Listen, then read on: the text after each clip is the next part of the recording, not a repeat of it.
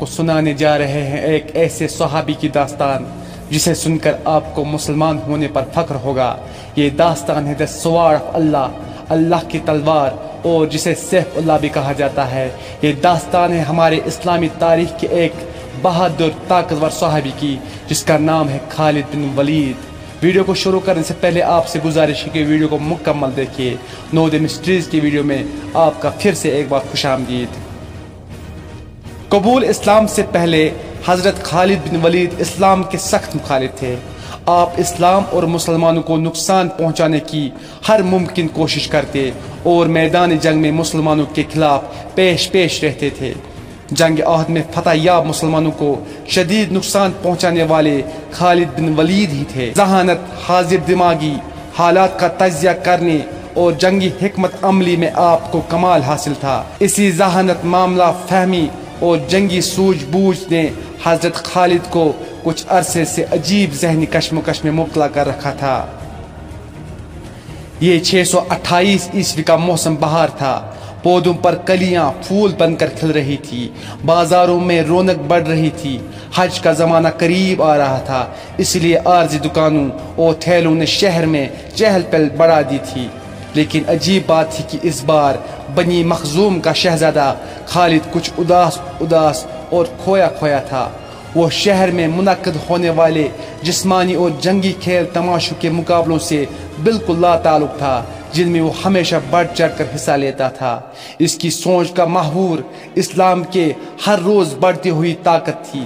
حضرت خالد بن ولید سوچ رہے تھے کہ اب تک اسلام کے مخالفین نے مسلمانوں کو میدان جنگ میں 28 بار للکارا ہے، لیکن اپنی تمام ترعدیدی، برتری اور بہتر جنگی ساز و سامان کے باوجود ذلت اٹھائی۔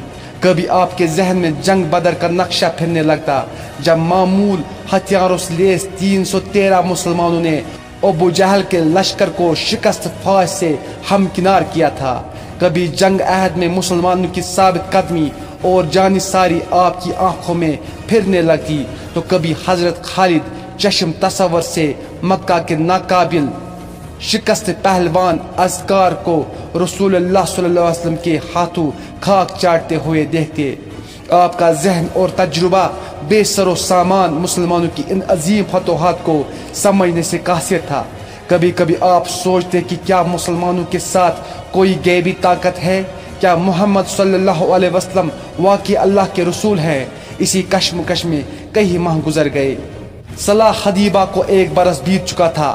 معاہدہ کے مطابق رسول اللہ صلی اللہ علیہ وسلم اپنے جانثار کے ساتھ عمرہ کے لیے مکہ میں داخل ہوئے۔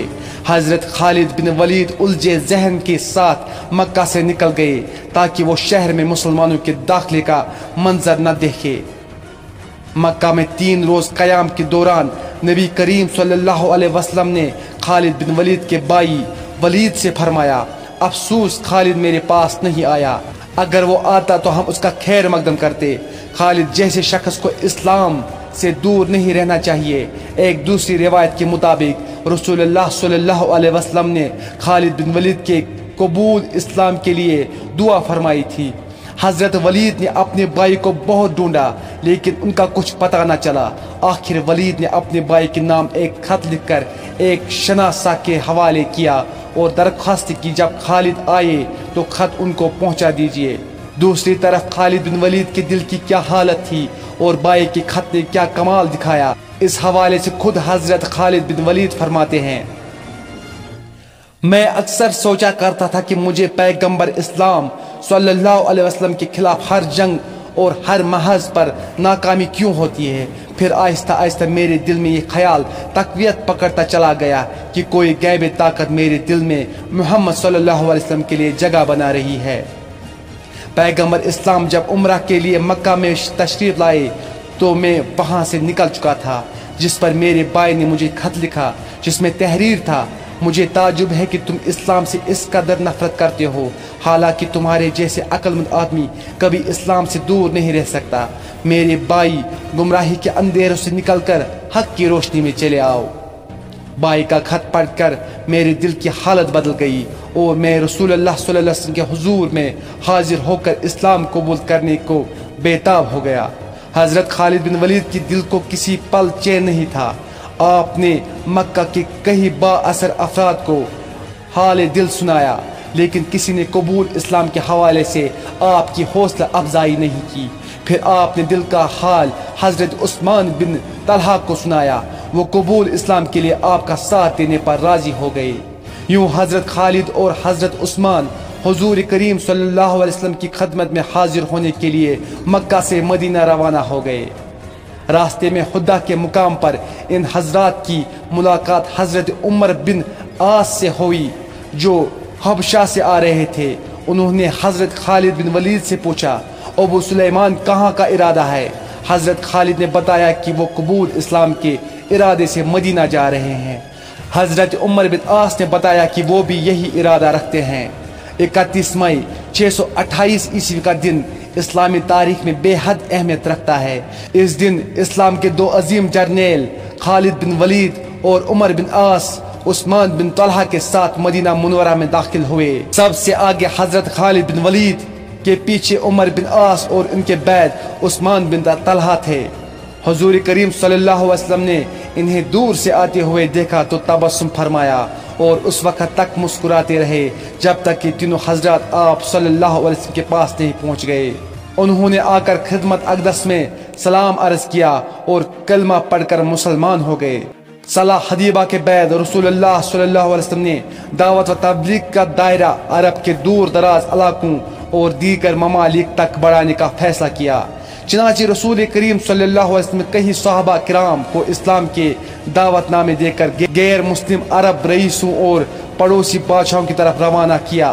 اسی سلسلے میں ایک خط حضرت حارث بن امیر ازدی کے ہاتھ بصرہ کے عیسائی حاکم حارث بن شمر گسائی کو بھی بھجوایا گیا۔ جب حارث بن امیر بلقا کے علاقے موتا پہنچے تو یہاں کے عیسائی حاکم شرجیل بن عمر نے آپ کو گرفتار کر لیا اور سفارت آدھا و اقلیقیات کی دجیاں اڑاتے ہوئے حضرت حارث کو بے دردی سے شہید کر ڈالا۔ جب حضرت حارث بن امیر کی شہادت کی خبر آپ صلی اللہ علیہ وسلم کو پہنچی تو آپ صلی اللہ علیہ وسلم بے حد دکھی ہوئے۔ آپ صلی اللہ علیہ وسلم نے حضرت زید بن حارث کو 3000 مجاہد کے ساتھ حضرت حارث کے خون کا حساب لینے کے لیے موتا کی طرف روانہ فرمایا۔ یہ 8 ہجری کا واقعہ ہے۔ لشکر روانہ فرماتے ہوئے آپ صلی اللہ علیہ وسلم نے ہدایت فرمائی کہ اگر دشمن سے لڑتے ہوئے زید شہید ہو جائے تو لشکر اسلام حضرت جعفر بن ابی طالب کی زیر قیادت لڑے۔ اگر حضرت جعفر بھی راہ میں جہاد کرتے ہوئے جام شہادت نوش کر لے تو اسلامی فوج کی قیادت حضرت عبداللہ بن رواح سنبھالیں۔ اگر وہ بھی خالق حقیقی سے جا ملے تو مسلمان جسے چاہے سالار لشکر چن لے۔ شرجیل بن عمر گسا کو جب اسلامی فوج روانہ ہونے کی اطلاع ملی تو اس نے زور شور سے جنگی تیاری شروع کر دی۔ ساتھ ہی روم کے بادشاہ سے مدد طلب کی جو اتفاق سے ایک بڑے لشکر کے ساتھ اسی علاقے میں موجود تھا۔ شہنشاہ روم نے 1 لاکھ فوجی شرجیل کی مدد کو بھیج دیے۔ اسلامی لشکر جب موتا کے قریب پہنچا تو اسے دشمن کی اتنی بڑی تعداد اور وسیع پیمانے پر جنگی تیاریوں کی پتہ چلا۔ صورتحال کی سنگینی کو دیکھتے ہوئے بعض اصحاب نے مشورہ دیا کہ نبی کریم صلی اللہ علیہ وسلم کو حالات سے آگاہ کر کے مدینہ امداد کی درخواست کی جائے۔ اس موقع پر حضرت عبداللہ بن رواح نے مسلمانوں کو مخاطب کر کے کہا، اے لوگو، ہمیں دشمن کی تعداد کی کیا پرواہ، ہماری تو دلی خواہش ہے کہ اللہ کے دین کے خاطر اپنی جانیں قربان کر دے اور شہادت کا درجہ پائیے۔ ہمارا بھروسہ تو صرف اللہ پر ہے۔ اٹھو اور اللہ کا نام لو اور فتح یا شہادت میں سے ایک حاصل کر لو۔ حضرت عبداللہ بن رواح کی تقریر سن کر مجاہدین دشمن پر ٹوٹ پڑے۔ آسمان حیران تھا اور دنیا کی عسکری تاریخ پریشان تھی۔ ایک طرف 3000 مسلمان تھے اور دوسری طرف بہترین جنگی ساز و سامان سے لیس 1.25 لاکھ رومی اور عرب عیسائی فوجوں کا ہجوم تھا۔ مجاہدین کافروں کے لشکر پر اس شدت و بہادری سے جپٹے کہ دشمن کے صفیں الٹ کر رکھ دی۔ سالار لشکر حضرت زید بن حارث دشمنوں کو ختم کرتے ہوئے ان کی صفوں میں دور تک چلے گئے۔ آخر بے شمار کافر سپاہیوں نے انہیں گھیر لیا، لیکن اللہ کے اس سپاہی نے جام شہادت نوش کرنے سے پہلے دشمن کی لاشوں کو ڈھیر لگا دیے۔ اسلامی فوج کی قیادت حضرت جعفر بن ابی طالب نے سنبھالی۔ آپ نے ایک ہی حملے میں سینکڑوں دشمنوں کا ہلاک کر دیا، مگر مشکل یہ تھی کہ کفار کی تعداد بہت زیادہ تھی۔ ان کا ایک سپاہی مرتا تو اس کی جگہ 10 تام دم سپاہی مقابلے پر آ جاتے۔ حضرت جعفر جرات و بہادری کی نئی تاریخ رقم کر رہے تھے۔ ایک دشمن نے اچانک حملہ کر کے آپ کا دایاں بازو شہید کر دیا۔ آپ نے تلوار بائیں ہاتھ میں سنبھالی اور اسی جوش و جذبے کے ساتھ لڑتے رہے۔ حضرت جعفر کو ایک بازو سے لڑتے دیکھ کر دشمنوں کی ہمت بڑھی۔ انہوں نے آپ کو گھیرے میں لے کر آپ کا دوسرا بازو بھی شہید کر دیا۔ پھر اسی مرد مجاہد پر بیک وقت کئی وار ہوئے اور آپ کی آرزو شہادت بھی پوری ہو گئی۔ حضرت جعفر کی شہادت کے بعد حضرت عبداللہ بن رواحہ نے اسلامی لشکر کی کمان سنبھالی۔ آپ نے قیادت سنبھالتے ہی دشمن پر ایسے ہی غضبناک وار کیے کہ جو سامنے آیا جان سے ہاتھ دھو بیٹھا۔ دشمن آپ کا غیظ و غضب دیکھ کر دور سے تیرے و نیزہ اور برچھیوں سے وار کرنے لگا۔ اسی دوران ایک کافر کی پھینکی ہوئی برچھی آپ کے سینے میں لگی اور یوں اسلامی لشکر کا تیسرا سپہ سالار بھی رتبہ شہادت پر فائز ہوا۔ اب اللہ کے سپاہیوں نے بنی مخزوم کے نامی گرامی بہادر اور فنون حرب و ضرب کے ماہر حضرت خالد بن ولید کو امیر لشکر چن لیا۔ اپنی آنکھوں کے سامنے رسول اللہ صلی اللہ علیہ وسلم کے منتخب کردہ 3 سپہ سالار کی شہادت نے آپ کو اس قدر مشتعل کر دیا کہ آپ دشمن کی تعداد کو خاطر میں نہ لاتے ہوئے ہر قسم کی احتیاط بالائے طاق رکھے ہوئے دشمن پر ٹوٹ پڑے۔ دشمن جائے پناہ ڈھونڈنے لگے، جو سامنے آیا جان سے گیا۔ آپ کے غیظ و غضب، زور بازو اور حملے کی شدت کا اندازہ اس بات سے لگایا جا سکتا ہے کہ آپ نے اس روز لڑتے لڑتے دشمن پر 9 تلواریں توڑ دی۔ 10ویں تلوار اس روز لڑائی کے اختتام تک آپ کا ساتھ نبھایا۔ اگلے روز حضرت خالد بن ولید نے ایک حیرت انگیز جنگی چال چلی۔ ایک روز قبل جو مجاہدین اگلی صفوں میں لڑ رہے تھے انہیں پیچھے لے گئے۔ دونوں بازو پر لڑنے والے سپاہیوں کو باہم بدل دیا۔ اس سے ایک فائدہ تو یہ ہوا کہ سامنے کے تازہ دم مجاہدین نے دشمن پر بڑی ہی زوردار حملہ کیا۔ دوسرا نئے چہرے اور ان کا جوش و ولولہ دیکھ کر دشمن سمجھا کہ مسلمان کو تازہ دم فوجی دستوں کی کمک پہنچ گئی ہے۔ یہ سوچ کر رومیوں اور عیسائیوں کے چھکے چھوٹ گئے۔ اسی دوران دائیں پہلو کے سالار قطب بن قتاد و شجاعت دیتے ہوئے دشمن کے قلب میں جا گھسے اور دیکھتے ہی دیکھتے دشمن فوج کے سپہ سالار کو مار گرایا، جس سے دشمن کا رہا سہا حوصلہ بھی جاتا رہا اور گھبرا کر پسپا ہو گئے۔ ادھر موتا کے مقام پر تاریخ عالم کی حیرت انگیز جنگ جاری تھی۔ ادھر مدینہ منورہ میں رسول اللہ صلی اللہ علیہ وسلم چند اصحاب کے ساتھ مسجد نبی میں تشریف فرما تھے۔ اللہ نے میدان جنگ کا نقشہ آپ صلی اللہ علیہ وسلم کی آنکھوں کے سامنے کر دیا تھا، جسے دیکھ کر آپ صلی اللہ علیہ وسلم کی آنکھوں سے آنسو رواں تھے اور آپ صلی اللہ علیہ وسلم میدان جنگ کا آنکھوں دیکھا حال بیان فرما رہے تھے۔ اب جھنڈا زید نے سنبھال لیا، وہ شہید ہوئے۔ اب جھنڈا جعفر نے اٹھایا، وہ بھی اللہ کو پیارے ہو گئے۔